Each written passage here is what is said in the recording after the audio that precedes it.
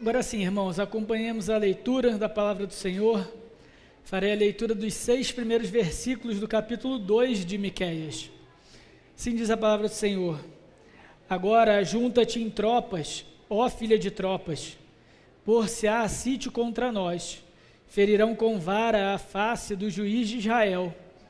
E tu, Belém Efrata, pequena demais para figurar como grupo de milhares de Judá, de ti me sairá o que há de reinar em Israel, e cujas origens são desde os tempos antigos, desde os dias da eternidade. Portanto, o Senhor os entregará até o tempo em que a que está em dores tiver dado à luz. Então o restante de seus irmãos voltará aos filhos de Israel. Ele se manterá firme e apacentará o povo na força do Senhor, na majestade do nome do Senhor, seu Deus, e eles habitarão seguros, porque agora será ele engrandecido até os confins da terra. Este será a nossa paz, e quando a Assíria vier à nossa terra, e quando passar sobre os nossos palácios, levantaremos contra ela 7 pastores e 8 príncipes dentre os homens. Esses consumirão a terra da Assíria à espada, e a terra de Nimrode dentro das suas próprias portas. Assim nos livrará da Assíria, quando esta vier à nossa terra e pisar os nossos limites. Até aqui a palavra do Senhor. Feche seus olhos mais uma vez, vamos falar com o nosso Deus. Senhor, te louvamos pela instrumentalidade do profeta Miqueias, que há milênios atrás foi inspirado pelo teu Santo Espírito para nos revelar a vinda de Cristo, como deveríamos esperá-lo, como deveríamos olhar para Ele e confiar a nossa vida e a nossa eternidade nele. E nesse momento, Senhor, fala ao nosso coração, para que a esperança do governo de Cristo Jesus no mundo, na eternidade, no universo, seja criada e seja fortalecida em nosso coração. Essa é a nossa oração, em nome de Jesus Cristo. Amém. Irmãos, nós estamos na terceira mensagem de uma pequena série sobre profecias do Advento, ou seja, profecias do Antigo Testamento que apontavam para eventos específicos do nascimento de Jesus.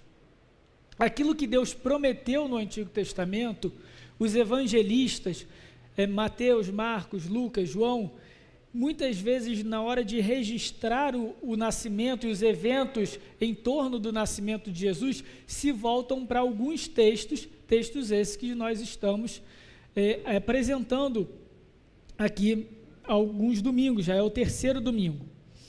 E hoje, especificamente, esse texto que cita Belém é usado no Novo Testamento para justificar da onde viria o Messias, do porquê o Messias deveria ter nascido em Belém, do porquê Jesus teria nascido em Belém, e por ter nascido em Belém, ele é o Messias, então, proclamado, prometido desde os tempos de Miqueias.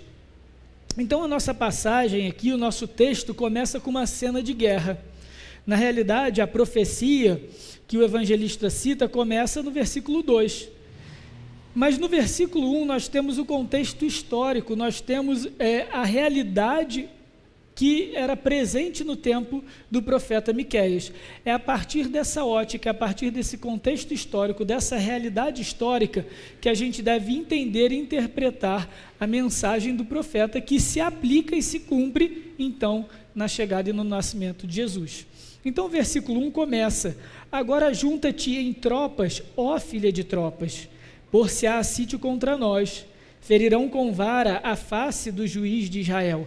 Essa é uma profecia, uma palavra direcionada à cidade de Jerusalém.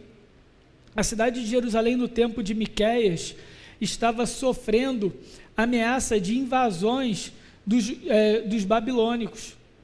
E nesse momento, então, o povo de Jerusalém, que antes tinha tanta confiança em Deus, tanta confiança nos seus reis, tanta confiança nas suas muralhas, agora passa a questionar a sua segurança. passa a questionar a sua integridade, e ele olha para a realidade geopolítica em torno de si e se vê ameaçado, porque um grande império, um enorme império, o maior império da época, vem chegando à sua porta e a passos largos. E num desespero, os reis de Jerusalém, o rei de Jerusalém, o rei do Reino do Sul já havia separado entre Reino do Sul e Reino do Norte, procura a ajuda dos assírios, um outro povo que não era temente a Deus. E isso tudo é condenado pelo profeta Miqueias ao longo do seu livro. E nesse momento, então, no versículo 1 do capítulo 5, o profeta prediz o fim de Jerusalém, o futuro de Jerusalém. E ele diz o seguinte: ajunta-te em tropas, ó filha de tropas, por-se-á a sítio contra nós. Em outras palavras, olha só, reúnam os seus exércitos. Reúnam-se os seus exércitos, porque você vai ser cercado, porque você vai ser sitiado.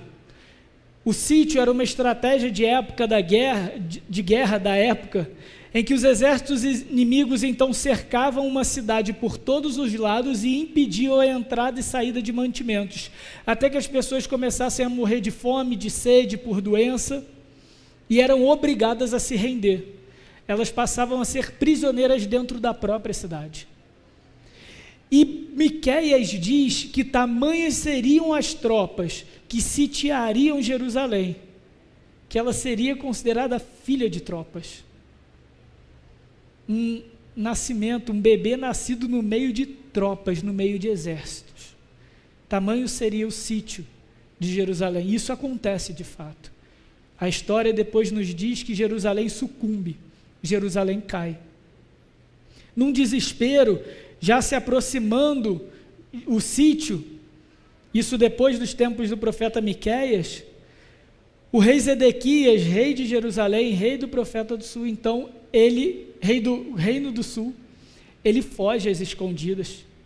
Ele foge antes que os babilônicos chegassem às portas de Jerusalém, mas o império babilônico alcança eles e os seus oficiais, e mata os seus filhos, e fura-lhe os olhos com varas.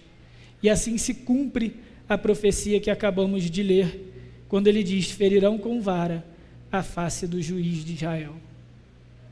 A profecia então de Miqueias, que vai apontar para a vinda de Cristo, que vai apontar para a esperança de um rei redentor, de um rei salvador, ela começa com o anúncio de juízo. Juízo sobre um povo cercado pelas hordas dos seus inimigos, consequência da sua rebeldia contra o Senhor. Mas essa cena caótica de Jerusalém não está muito diferente de nós. A verdade é que quando eu olho para a nossa realidade, a impressão que eu tenho é que a gente também vive sitiado. É que parece que a gente está preso dentro das nossas cidades, da nossa casa, das nossas famílias. E quando a gente olha para o entorno, quando a gente olha para fora, quando a gente olha para o mundo ao nosso redor, a gente só vê hostilidade, a gente só vê violência, a gente só vê ameaça, a gente só vê sofrimento, a gente só vê dor. E por mais que a gente queira permanecer firme, e quanto mais a gente quiser permanecer firme no Senhor e na sua palavra, maior vai ser essa impressão de estarmos sitiados, porque maiores serão as forças contra nós ao nosso redor. Nós, nesse mundo caído, não estamos muito diferentes da Jerusalém sitiada pelos babilônicos. E qual é a mensagem de Deus para o seu povo que está cercado por forças hostis? Qual é a mensagem do Senhor para o seu povo que está cercado pelos inimigos do próprio Deus? É a mensagem de Miqueias, para os ouvintes de Miqueias. É a mensagem para aqueles contemporâneos de Maria e de José no dia do nascimento de Cristo, há 2000 anos atrás. E é a mesma mensagem para nós hoje. A mensagem é que a salvação do Senhor virá. Não importa se nós estamos sitiados, não importa se nós estamos cercados, a salvação do Senhor virá, e ela chega com o seu rei prometido. Nós vamos ver isso em 3 partes: a origem do rei prometido, o governo do rei prometido e a vitória do rei prometido. Então vamos lá, versículo 2, talvez o mais conhecido dessa passagem, da profecia, as origens do rei prometido. O texto nos diz que o rei prometido viria de Belém. Olha só o versículo 2: Tu, Belém Efrata, pequena demais para figurar como grupo de milhares de Judá, de ti me sairá, ou seja, Deus mesmo vai levantar dessa cidade alguém que há de reinar em Israel. A profecia de salvação de Miqueias, ela começa com uma forma inesperada, porque talvez na história de Israel, a Babilônia tenha sido, a princípio, o maior inimigo que ela enfrentou, em termos de número, em termos de tecnologia, em termos de hostilidade, em termos de maldade, em termos de poderio militar, poderio bélico. E qual é a mensagem de salvação, de esperança que Deus traz através do profeta Miqueias? É que ele vai levantar um rei de Belém, da cidadezinha de Belém. Vejam, ele ainda coloca Belém Efrata, para saber que é a Belém da província de Efrata, porque tinha uma outra Belém muito maior. Então tem que colocar o CEP, inclusive, para o povo não se confundir. Não é daquela Belém que todo mundo conhece, é dessa daqui menorzinha. É dessa daqui que é tão pequena, que é tão insignificante, que ela não consegue nem se contar entre os grupos de milhares de Judá. O que significa isso? Significa, irmãos, que naquela época as cidades eram cidades fortaleza. E no momento então que havia ameaças de inimigo, as cidades iam reunindo as suas tropas em grupos de 1000, de milhares. Só que Belém era tão pequenininha que ela não tinha nem 1 milhar para formar tropa para si. Em outras palavras, o profeta está lembrando o seguinte: olha, de Belém Efrata, sabe aquela Belém que não tem nem gente suficiente para proteger? Aquela que não consegue nem se garantir? Aquela que precisa que outras tropas de outras cidades do reino de Judá se reúnam em favor dela, porque ela mesma não tem poder militar, não tem significância para se defender? É dessa daí que vai sair o rei que vai nos libertar. É dessa Belém. A cidade de Belém era tão pequena e tão discreta em termos militares que ela não é nem contada entre as mais de 100 cidades relacionadas por Josué nas suas campanhas. Era insignificante. Mas era dali que o Senhor ia levantar o seu rei. E uma pergunta que a gente tem que fazer então: por que Belém? Ou por que uma cidade tão pequena? Por que levantar um rei, o rei, aquele grande Salvador e Redentor, de um lugar tão insignificante? Embora fosse insignificante militarmente, economicamente, socialmente, Belém não era de todo desconhecida na história de Israel. Pelo contrário, ela até tinha uma menção muito ilustre. Quando a gente olha para trás na história dos grandes reis de Israel, o segundo rei, o rei Davi, talvez o maior rei que o povo de Israel já teve, pai de Salomão, outro grande rei, ele veio de Belém. E é importante, para nós entendermos exatamente o que o profeta quer nos ensinar aqui, nós precisamos olhar para a história da unção, da escolha de Davi como rei. Então, lá no livro de 1 Samuel, capítulo 16, no versículo 6, nós lemos o seguinte. 1 Samuel, capítulo 16, versículos 6 e 7. Aqui a cena é a seguinte: o profeta Samuel, sacerdote Samuel, é indicado por Deus então para ir à cidade de Belém, onde Jessé morava, para escolher o novo rei, o sucessor de Saul. E aí então, ele manda chamar os filhos de Jessé, para que Deus apontasse quem seria o próximo rei. Então, versículos 6 e 7 diz o seguinte: sucedeu que entrando eles, os filhos de Jessé, viu a Eliabe e disse consigo, versículo 6 do capítulo 16 de 1 Samuel, certamente está perante o Senhor o seu ungido. Porém o Senhor disse a Samuel, não atentes para a sua aparência, nem para a sua altura, porque eu o rejeitei. Porque o Senhor não vê como vê o homem vê o exterior, porém o Senhor o coração. E o texto foi passando, os filhos de Jessé foram passando, e Deus foi dizendo para Samuel, não é esse, não é esse. E o texto segue, assim fez passar Jessé os seus 7 filhos diante de Samuel, mas o Senhor não escolheu nenhum desses. Então a situação fica esquisita, 7 homens que poderiam ser representantes fisicamente, bons reis, nenhum é escolhido. E aí a pergunta de Samuel é assim, vem cá, você não tem mais nenhum filho, cara, não sobrou nada, porque sim, Deus não escolheu nenhum, e Deus falou que era daqui que tinha que vir um rei, então ele falou, tem um moleque lá cuidando das ovelhas, Davi. E é justamente aquele adolescente que estava cuidando das ovelhas do pai, que é ungido grande rei de Israel. De onde ninguém imaginou. De uma cidade sem importância nenhuma. E ali Belém realmente não tinha importância. De uma família sem importância. O irmão sem importância. E o que Deus quer nos ensinar com a unção de Davi, que se repete na história ao ungir Cristo como rei que viria de Belém? É que o Senhor, na sua salvação, na sua história, na maneira como Ele salva o seu povo, Ele não é compromissado com as nossas expectativas. Na realidade, a história da salvação frustra as nossas expectativas humanas, porque o Salvador que Deus nos propõe, o Salvador que Deus erege, levanta em nosso favor, não é aquele que a gente imagina, porque nós pensamos como homens, nós pensamos como pecadores, nós pensamos de forma limitada.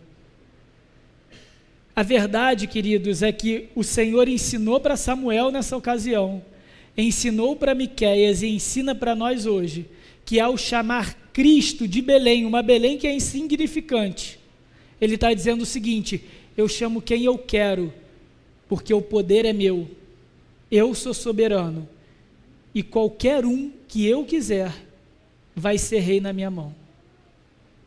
Vejam só, não é como nós imaginamos, não é como nós esperamos, e um outro ponto importante aqui, não significa que Deus está exaltando, tornando como virtude os começos humildes.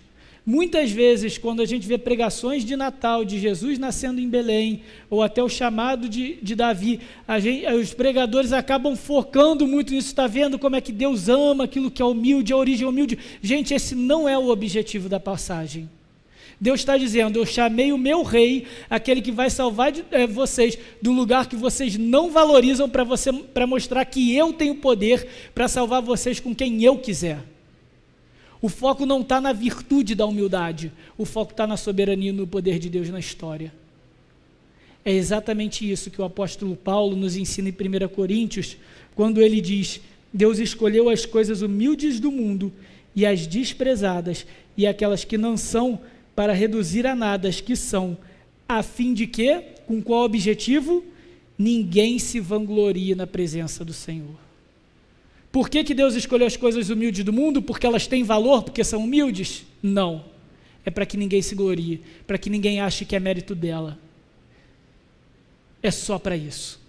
Aqui, Deus não está ensinando uma libertação, uma salvação, através de uma origem humilde, com um cunho social, mas Deus está ensinando sobre a sua soberania, sobre a sua soberania somente. Ele é Deus, Ele faz o que Ele quer, quando Ele quer, com quem Ele quer. E Ele vai salvar o seu povo, com um rei vindo de um lugar que ninguém esperava, para mostrar que é Ele quem faz a obra.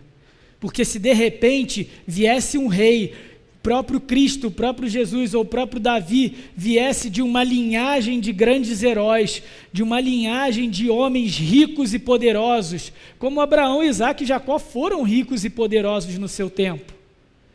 Talvez alguns de nós poderiam incorrer no erro e dizer o seguinte, esse sim é um rei, porque olha só, ele tem base, ele tem substância, ele tem histórico, ele tem legado para ser rei, para representar a Deus. Mas o que Deus está nos dizendo aqui é o seguinte: não, o meu rei tem o poder na minha própria mão e na minha própria força. Paulo está nos ensinando aquilo que o evangelista Lucas nos ensinou, aquilo que Mateus nos ensinou, quando ele fala que é de Belém que viria Cristo, quando Miqueias fala que o rei viria de Belém, quando Samuel registra que Davi veio de Belém. Uma coisa só: Deus é soberano na história. A origem do rei prometido é humilde, para que nenhum de nós tenha dúvida que é Deus e somente Deus, no seu poder, que rege a história. É só isso, e é isso tudo que a palavra quer nos dizer. Mas esse rei tem uma segunda origem, digamos assim. A segunda parte do versículo 2, ele diz: Tu, Belém Efrata, pequena demais para figurar como grupo de milhares de Judá, de ti me sairá o que há de reinar em Israel, e cujas origens são desde os tempos antigos, e desde os dias da eternidade. Como assim? O que Miqueias está querendo dizer aqui para a gente? Por quê? Qual é a necessidade de um rei prometido que viesse desde os tempos antigos, desde os dias da eternidade? Em outras palavras, esse rei é eterno, ele sempre existiu, ele nunca morreu, ele nunca nasceu. E talvez isso para a gente seja difícil, até impossível da gente conceber, porque a gente tem uma data de nascimento. As nossas histórias começam com era uma vez, ou seja, antes do era não tinha uma vez, não tinha início. Então é difícil para a gente conceber algo que sempre existiu. E não é para a gente entender como que uma eternidade passada existe. É para a gente se perguntar por quê a gente precisava que o rei que nos libertaria, o rei que liberta o seu povo, é eterno. Porque reis morrem, irmãos. Porque salvadores humanos morrem. Por maiores que fossem os reis morrem. Por mais que a gente falasse, Deus salve a rainha, e ela resistiu, mas ela morreu. Reis morrem, por maior que fosse o seu legado. Na tumba do rei Arthur, grande rei Arthur, aquele que depois deu origem à mitologia, aos mitos sobre o rei Arthur na Inglaterra, é escrito: aqui jaz o rei Arthur, uma vez rei, sempre rei. Mas ele morreu. Portanto, o que Miqueias está querendo nos dizer é o seguinte: essa realidade de cerco, essa grande ameaça que Jerusalém sofre, que o povo de Deus sofre, não é meramente temporal, militar, ela é eterna. Aquilo que ameaça a nossa vida, aquilo que ameaça a nossa existência, aquilo que ameaça a nossa integridade, aquilo que tira a paz do nosso coração, aquilo que compromete a nossa segurança como ser humano, não é algo físico, não é algo material, não é algo temporal, é algo eterno. E somente um rei eterno, um salvador eterno, pode nos salvar do mal eterno que nos aflige e nos leva para a morte eterna. O problema do homem, o problema dos habitantes de Jerusalém não é resolvido, não seria resolvido com um segundo Davi, porque Davi morreu. O que Miqueias está nos dizendo é que nós não precisamos de alguém que nos salve dos nossos problemas locais, dos nossos problemas imediatos. O profeta está nos dizendo que nós precisamos de um Salvador que nos salve para a eternidade, que aquilo que ele faz, que aquilo que ele age, que aquilo que ele conquista, a forma como ele age, aquilo que ele conquista, a sua vitória é de uma vez por todas, por toda a eternidade, para sempre. E somente alguém que é eterno, alguém que sempre existiu, pode realizar uma obra dessa natureza. E talvez a nossa falta de esperança seja porque nós estejamos ocupando a nossa mente, o nosso coração em salvadores temporários, ainda que a gente chame esse Salvador de Deus, mas nós estamos buscando Deus para nos salvar dos nossos problemas temporários, quando na realidade o nosso problema é eterno. As ameaças, as forças hostis que nos cercam nesse mundo, elas só nos mostram que a realidade que a gente vive atenta contra a nossa existência, atenta contra a nossa integridade. E não importa o que você faça na sua vida, não importa o cargo que você tenha na sociedade, não importa o trabalho que você tenha, o dinheiro que você tenha na sua conta, onde você more, da onde vem a sua família, você não está seguro. Porque na melhor das hipóteses, a morte vai chegar até você. E todo ser humano sem Deus está cercado, está sitiado pela morte. A nossa cultura, o nosso tempo pós-moderno, que descartou a Deus dos discursos de salvação, que não considera mais Deus, além de um mito criado pela religião, não tendo mais um Salvador, reconhece essa realidade e se entrega a ela com desespero. É por isso que agora os estilos de vida, a forma de se divertir, a forma de se aproveitar a vida, ela passa a ser uma forma distraída.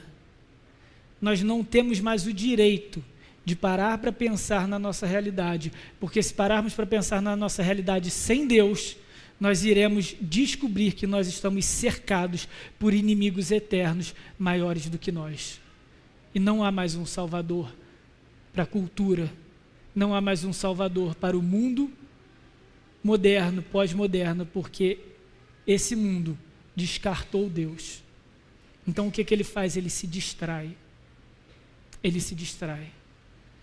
Um ateu escrevendo para o The Guardian, em 2002, ele diz o seguinte: o grande erro dos ateus é acharem que serão tão felizes quanto aqueles que são enganados pela religião.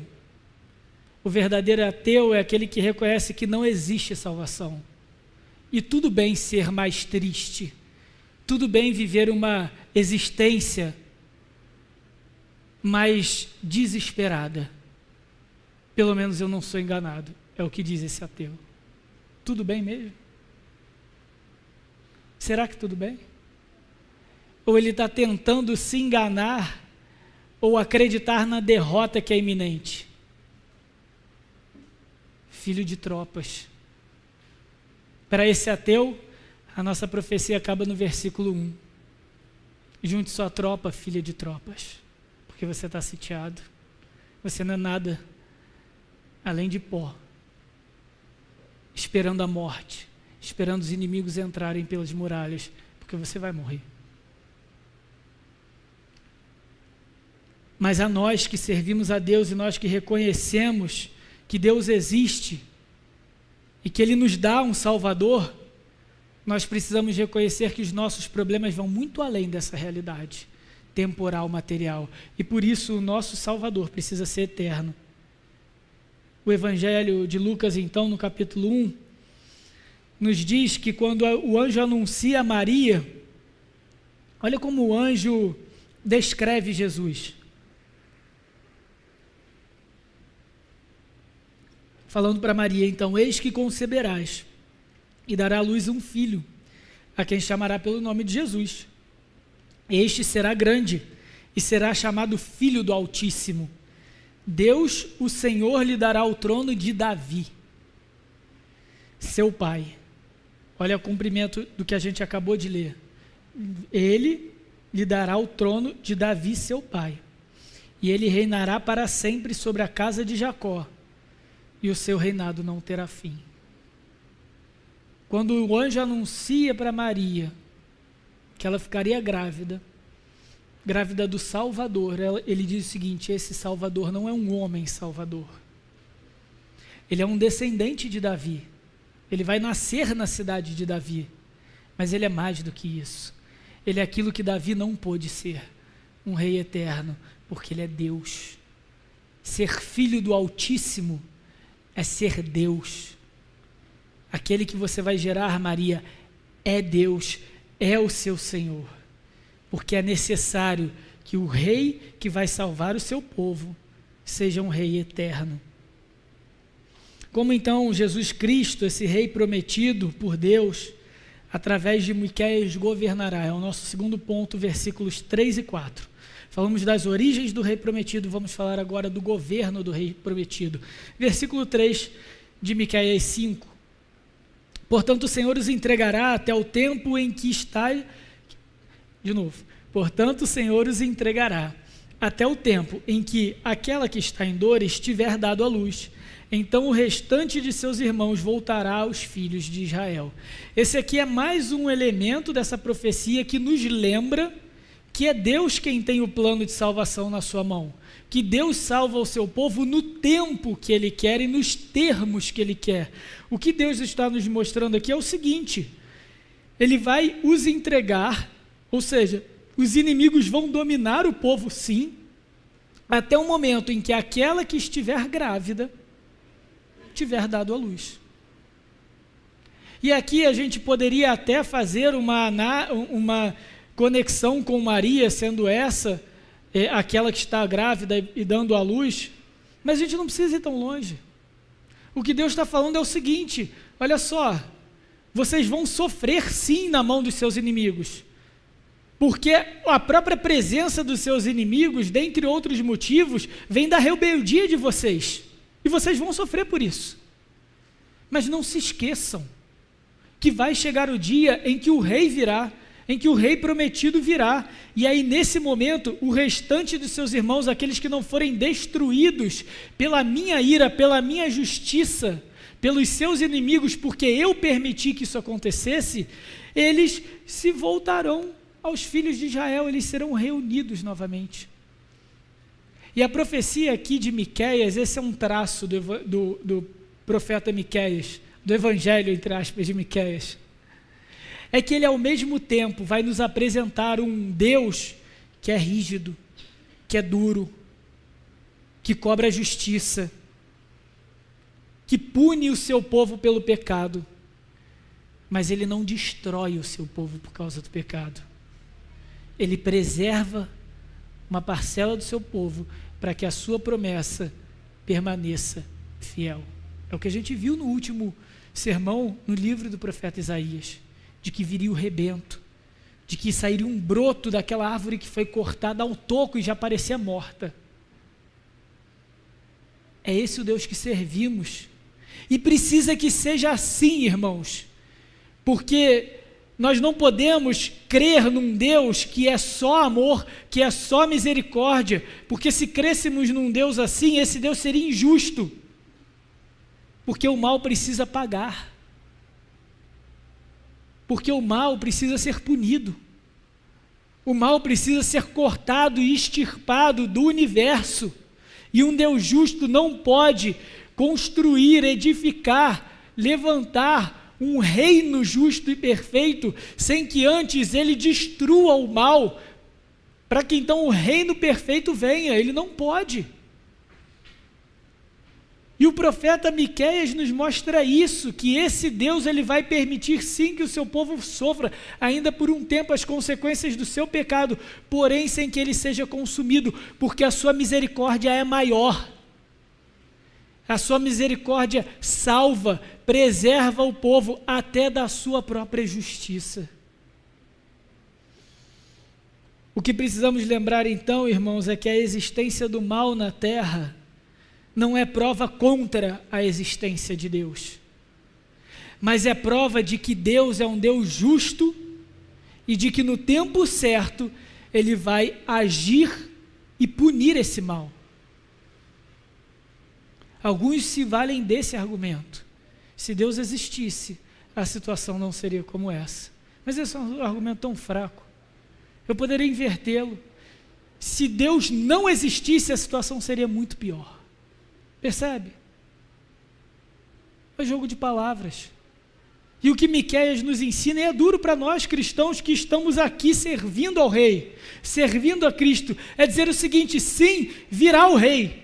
Ele já veio uma vez, ele já inaugurou o reino dele, mas ainda há maldade, ainda há coisas a serem resolvidas. E tudo bem, porque a gente espera no Senhor para que um dia ele a resolva plenamente.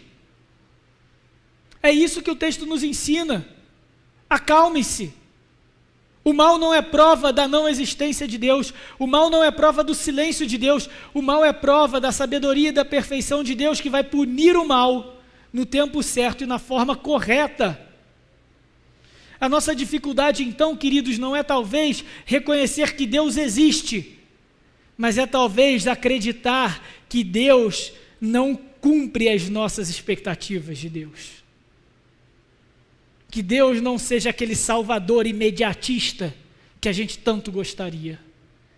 E isso fere, isso arrebenta com o nosso orgulho.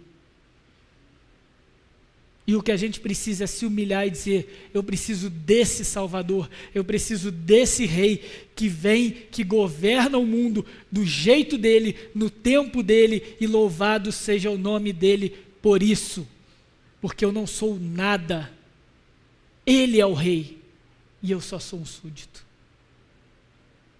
Talvez você queira um Deus segundo o seu coração, e por isso você tenha tanta dificuldade de acreditar em Deus e servir a Deus. É difícil acreditar em um Deus que não cumpre a nossa agenda, que não atende às nossas expectativas. Mas é nesse Deus que eu confio, sabe por quê? Porque eu quero um Deus para que eu sirva e não para me servir. Eu quero um Deus todo-poderoso, e um Deus que serve às minhas vontades, ele não é todo-poderoso. Ele é escravo da minha própria vontade. Isso não é Deus. O Deus soberano é soberano, queira nós ou não. O Rei prometido, versículo 4, nós lemos: se manterá firme e apacentará o povo na força do Senhor, na majestade do nome do Senhor, seu Deus. Como então esse rei governa? No seu tempo e com firmeza. O que significa isso, irmãos? A situação trágica dos contemporâneos de Miqueias é justamente fruto de reis que não foram firmes, de reis que não se firmaram na lei do Senhor e não confiaram no Senhor como o seu grande protetor e o seu grande libertador, e buscaram em outras nações a segurança que o Senhor deveria lhes dar, e por isso sofreram com as consequências. E é nesse momento então que Deus revela que esse rei, ao contrário dos contemporâneos de Miqueias, seria firme, ele não se venderia sobre as circunstâncias, ele não se atemorizaria diante das forças hostis que o cercarem, ele permaneceria firme no poder, na majestade do nome do Senhor, porque ele é eterno, porque ele é Deus, porque ele não muda. Esse rei é digno da nossa confiança, é um rei imutável. Miqueias nos ensina que o único que deveria ser digno da nossa confiança é aquele que é eterno, e é aquele que é íntegro, não muda, porque é Deus, porque é perfeito. Esse rei governaria o povo na majestade do nome do Senhor. O povo não seria salvo pela força militar desse rei, pela inteligência e sabedoria desse rei, pelos contatos geopolíticos desse rei. Esse povo seria salvo porque esse rei é firme em seguir e permanecer na majestade do nome do Senhor.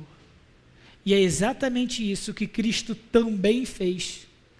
Os discípulos, quando vão interpelar a Jesus e dizendo: mestre, come, porque você não comeu nada, você está com fome, ele diz o seguinte, que o meu pão é fazer a vontade do Pai. O meu compromisso é com a majestade do nome do Senhor. A minha agenda é a salvação eterna do Senhor, do povo escolhido de Deus. Não é aquilo que vocês entendem como urgente. Pão pode ser urgente para vocês, homens, mas para eu que sou Rei eterno, é a majestade do nome do Senhor. Isso é permanecer firme.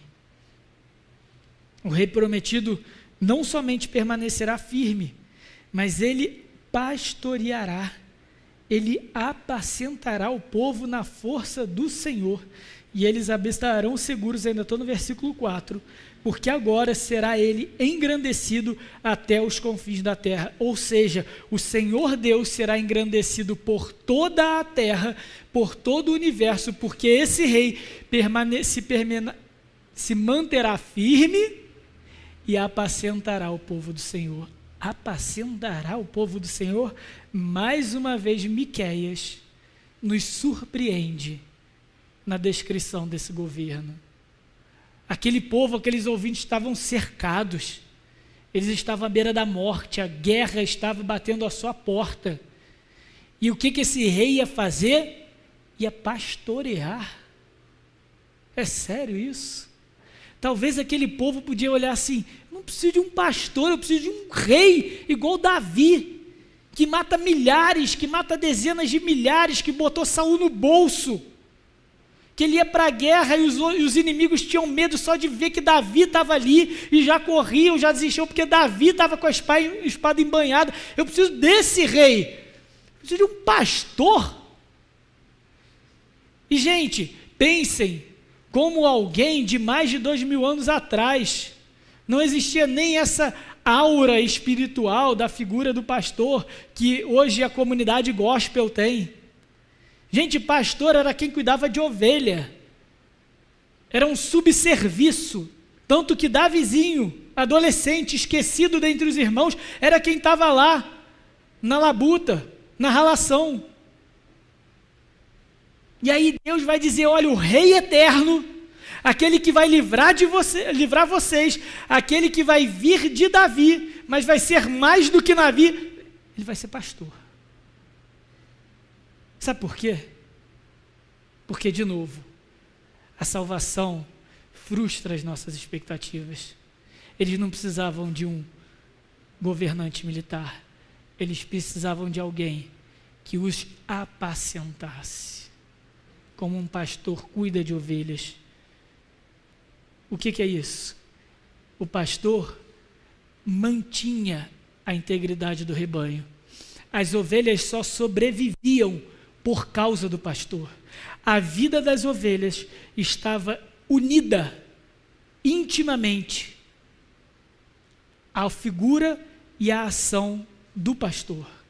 O pastor as alimentava, o pastor as protegia, o pastor as guardava quando era necessária. E ovelha é um bicho um tanto burro.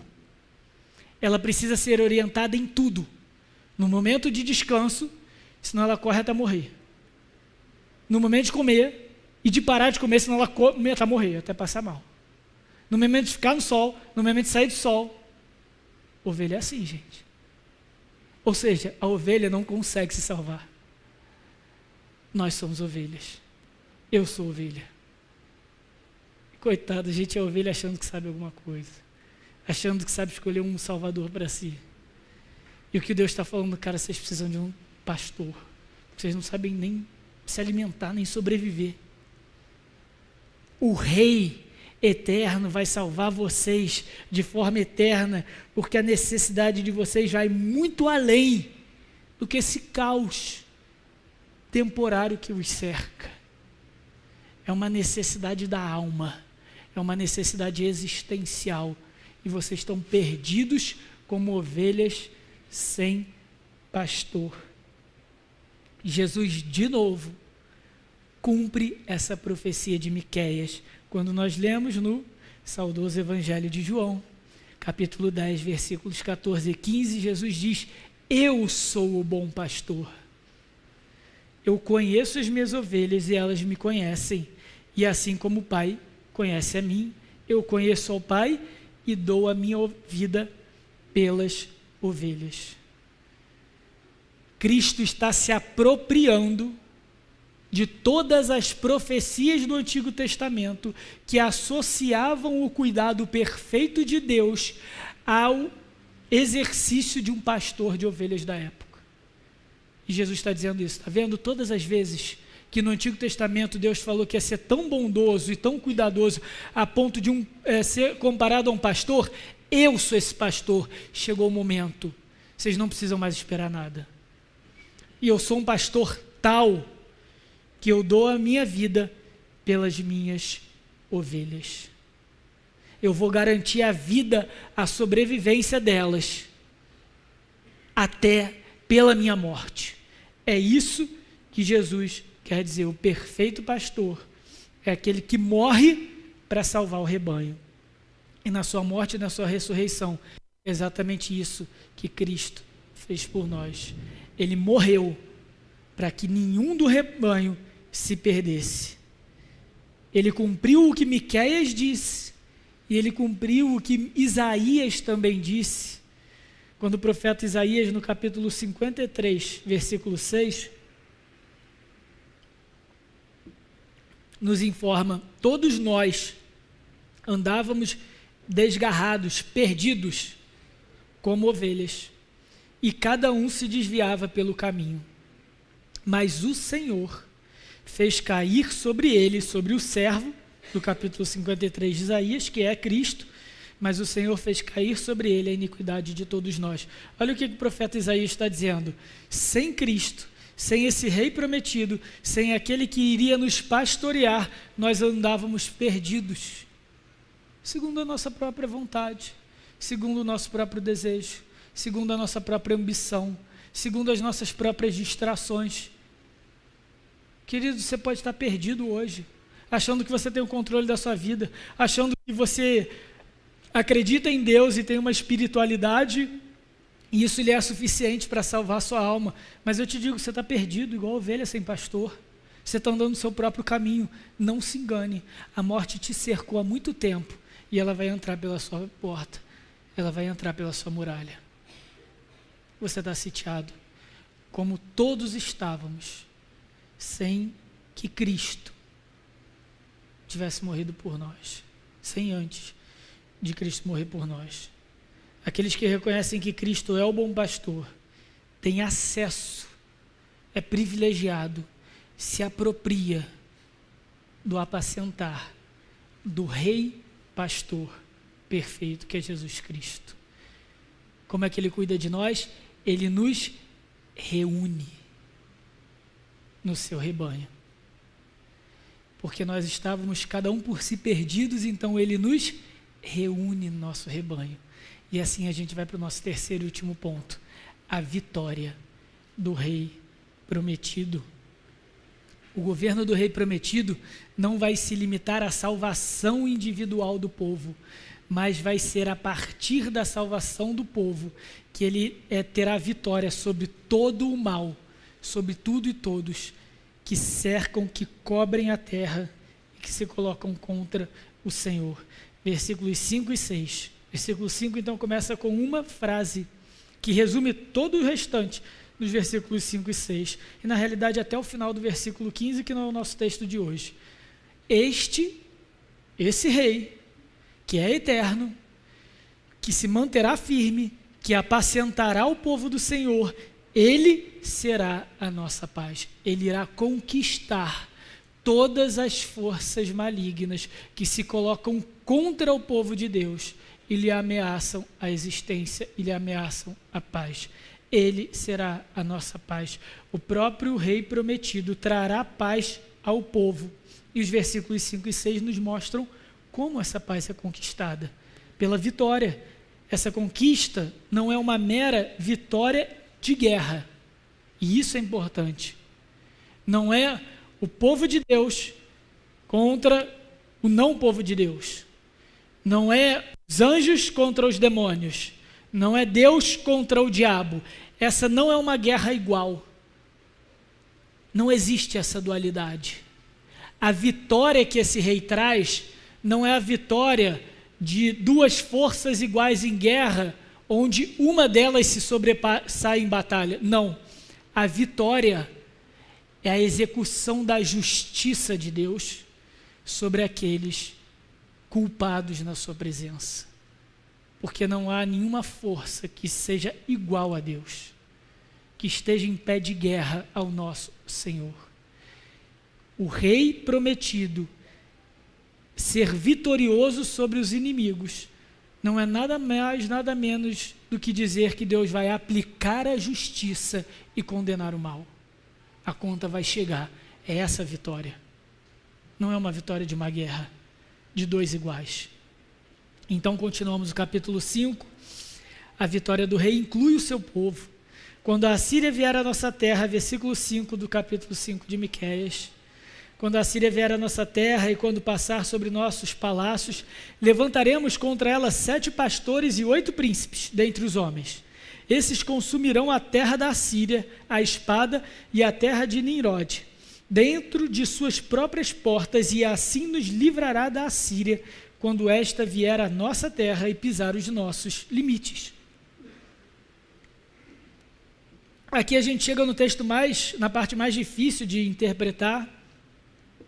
E um grande erro que as pessoas têm interpretando profecias de modo geral do Antigo Testamento e do Novo, quando a gente olha algumas falas de Mateus e Apocalipse, é a gente achar que a profecia descrita por Deus precisa necessariamente acontecer nos termos em que ela foi nos dada.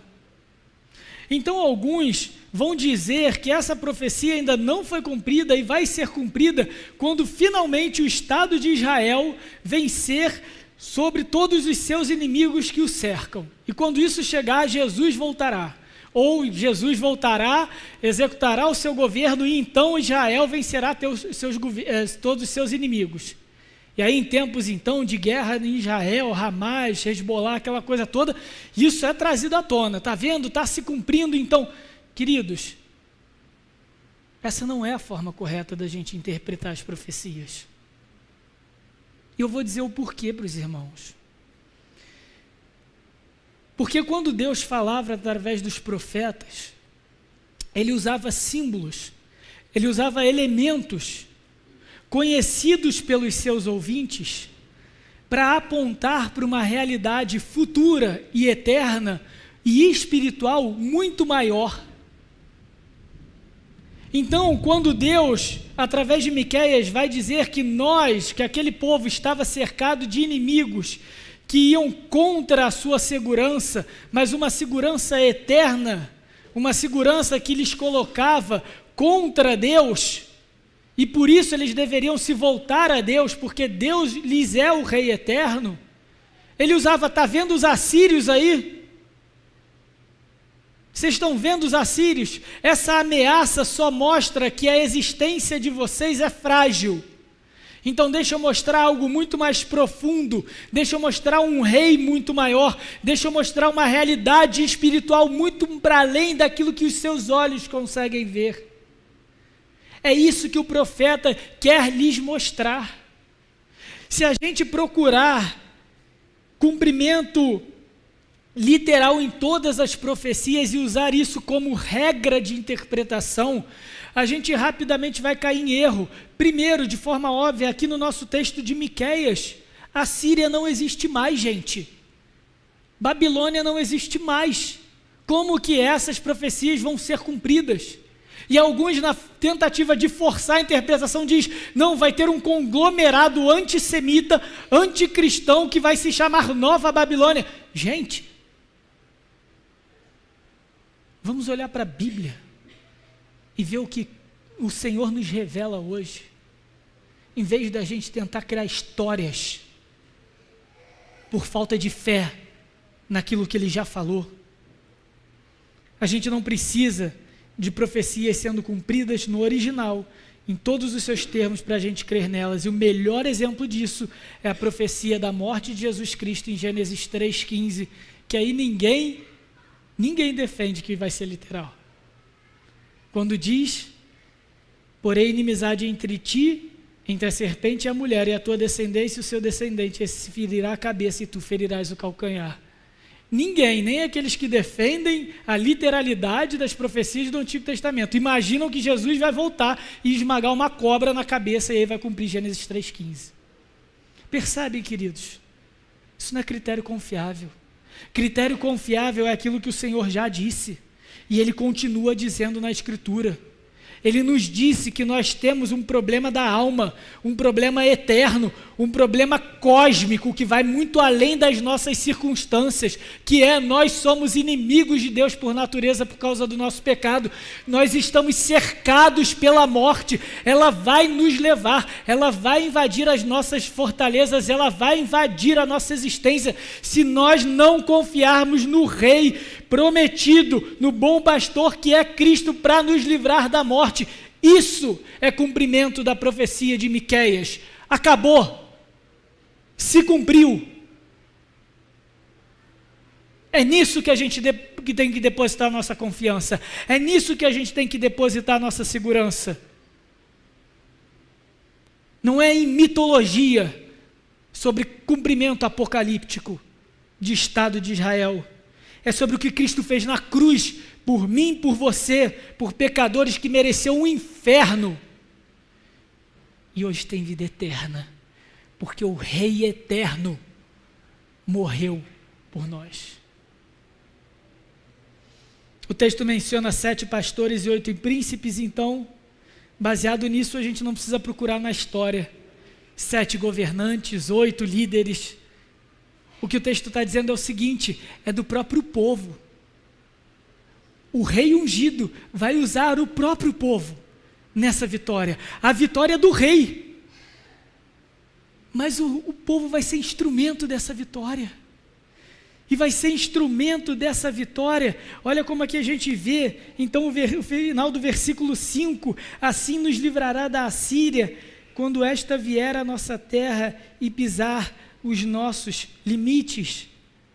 E aí então o nosso texto termina no versículo 6.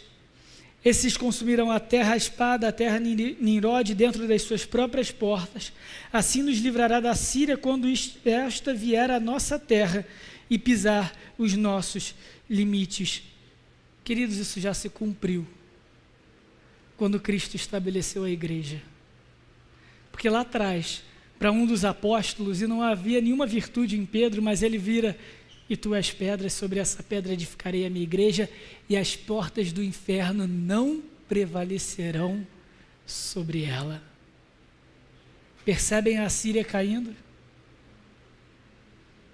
A profecia de Miqueias foi cumprida na igreja, porque hoje pastores, presbíteros, diáconos, evangelistas, mestres, professores, professoras, servos e servas do Senhor, lavados pelo sangue de Cristo na cruz, entram a passos largos pelas portas do inferno através da pregação do Evangelho.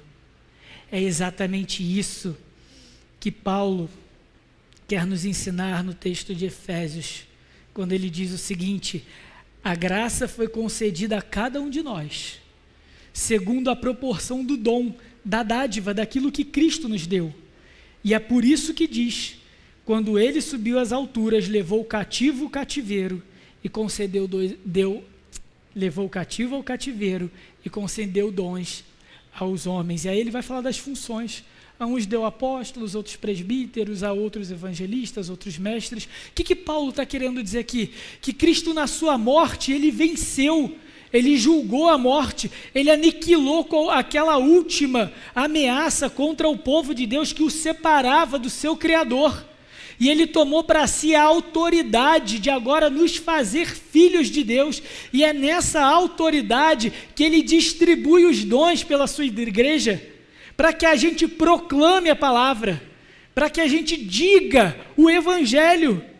E o que é o Evangelho, queridos? É que o Rei chegou, que o Rei nasceu, o Rei eterno, o Deus Todo-Poderoso se fez carne na figura de Cristo, morreu pelos pecados de muitos daqueles que são do rebanho do Senhor Jesus, venceu a morte, ressuscitou no terceiro dia, e agora nessa autoridade ele distribui poder, para que a gente represente a vitória de Cristo na terra. Nós somos embaixadores do Rei, como diz Pedro, baluartes da verdade, bandeiras, proclamadores. Isso se cumpriu na igreja. É no poder e na autoridade de Cristo que a igreja avança. É por isso que em Mateus 28, na famosa, ou na conhecida como Grande Comissão, antes de dizer ide por todo mundo, fazendo discípulos, o que ele diz? Toda autoridade me foi dada nos céus e na terra. Por isso, com base nessa autoridade, vão. Como que essa autoridade foi dada? Quando ele venceu.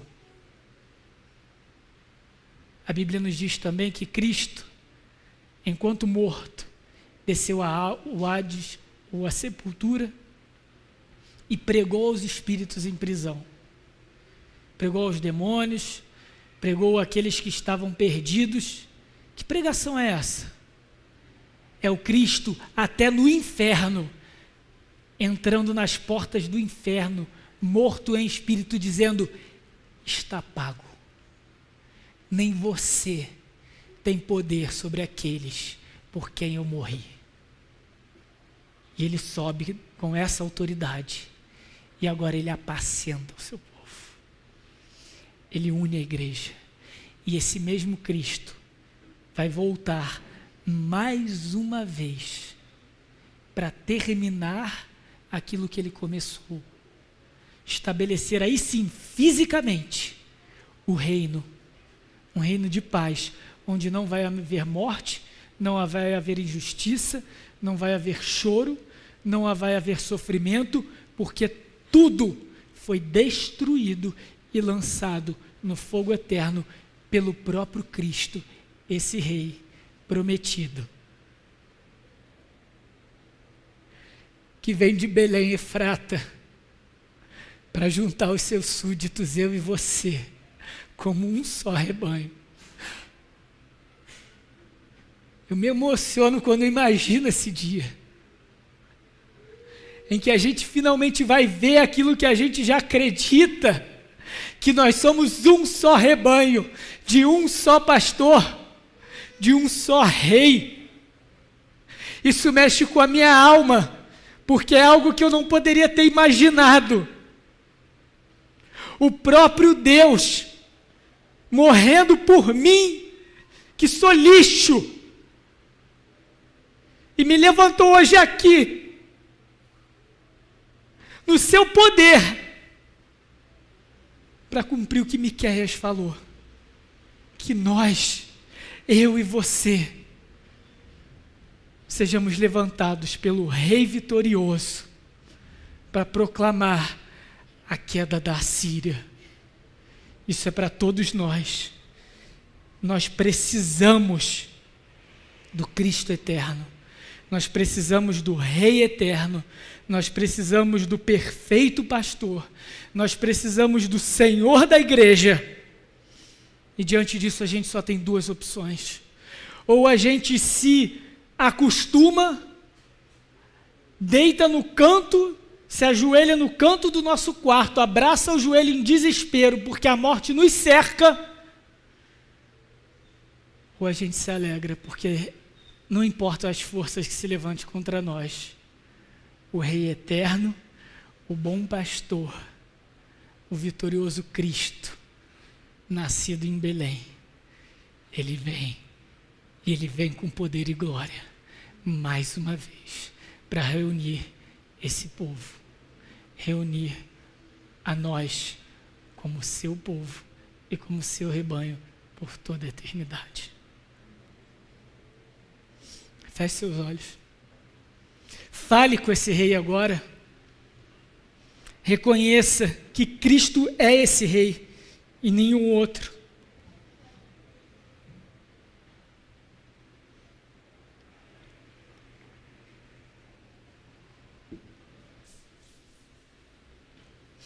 Senhor nosso Deus e soberano Pai, que diremos diante de tamanha obra que o Senhor nos revela através da sua palavra? O que somos na tua presença? O que somos na presença do grande e eterno Rei Jesus Cristo? Para que o Senhor olhe para nós, para que o Senhor nos considere como alguém. Mas nós te louvamos, Senhor, porque foi da sua vontade, foi do seu desejo, foi do seu agrado nos reunir embaixo do pastoreio de Cristo Jesus. Nós te pedimos, Senhor Deus, que o Senhor nos abençoe e nos guarde, que o Senhor confirme em nosso coração a certeza da salvação e da vitória em Cristo Jesus, Pai. Que o Senhor nos dê a confiança no reino inaugurado pela vinda de Cristo, conquistado pela sua morte e ressurreição e garantido pelo teu próprio Espírito Santo até que ele venha. Faça-nos igreja, Senhor, faça-nos rebanho do teu pastoreio, para que a tua palavra seja proclamada, Senhor, para que se cumpra na vida de nós, do teu corpo aqui presente, reunido nessa igreja, a profecia de Miqueias, de que o Senhor é vitorioso através da instrumentalidade da tua igreja, que o poder que nós temos de ser chamados filhos de Deus, filhos do Senhor, vem da autoridade de Cristo, que é aquele que nos deu esse poder, e que agora vivamos de forma condizente com isso, que a nossa conduta, que o nosso coração, que os nossos amores, que a nossa fala, que os nossos sentimentos, que os nossos compromissos mais íntimos reflitam a salvação, a vinda, a realidade do Rei eterno, todo-poderoso, Jesus Cristo, nascido de Belém para cumprir a tua palavra. Faça isso em nosso coração, faça isso na sua igreja, hoje e sempre, para que a majestade do teu nome seja reconhecida pelos homens, através da tua igreja, em nome de Cristo Jesus. Amém. Irmãos, e agora vós, que não erais povo, mas agora sois povo de Deus, que não tinhas alcançado misericórdia, mas agora alcançaste misericórdia, que a graça do Rei eterno, o bom pastor Jesus Cristo, que voltará em breve, seja conosco, que o amor de Deus o Pai é aquele que levantou de Belém o seu Filho para nos resgatar, e que as consolações do Espírito Santo, aquele que garante a nossa fé, permaneça sobre nós e todo o povo de Deus espalhado sobre a terra, hoje e sempre, até que Cristo venha e estabeleça o seu reino eterno, firme, perfeito, sobre os séculos dos séculos. Amém.